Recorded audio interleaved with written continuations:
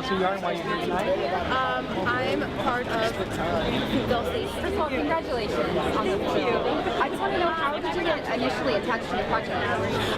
Because I am dear friends with Octavia Spencer, and she called me and said, will you do a part in this movie? What are you doing? Are you free? And I said, yes, I will do anything you ever ask me to do ever. And then I read the script and I was like, oh my goodness, she's doing me a favor, I'm not doing her a favor. And when you were at Cannes, you were also promoting As I Lay Dying, yes, right? So how was that? Amazing. Another film I'm just as proud of and really excited about. And they got a beautiful reaction at Cannes, and that comes out in September. Well, I met Coog 2007, and we started working together, and I did all of his short movies, and then this was my first collaboration doing a feature together, so I scored this movie, and it's a really honor, and really happy about all the success.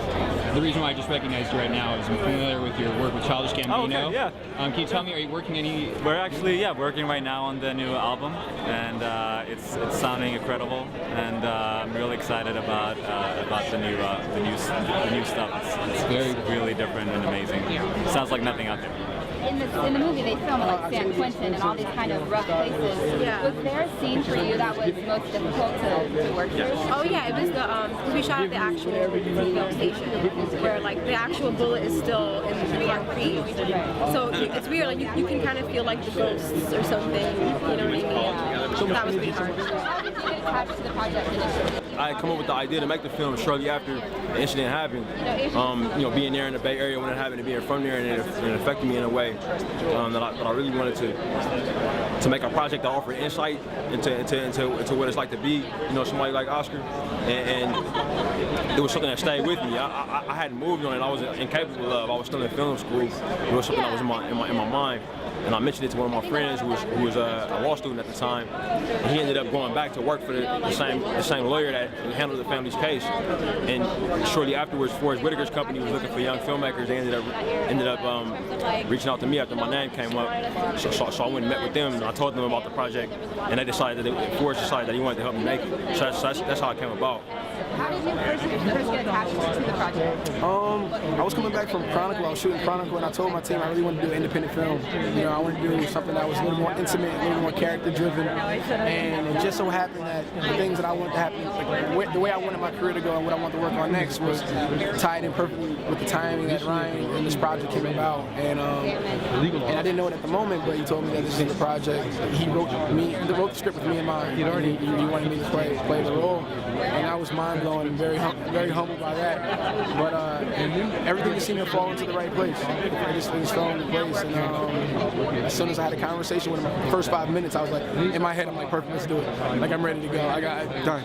Because you see his vision as a filmmaker, as a director, and I was on board. How did you get in the mindset of Oscar, going through this whole process? Spending time in the Bay, spending time with his mom, and his daughter, and his girlfriend, and his best friends, the people that knew him the best. And living in the Bay as much as I could, just really soaking that up.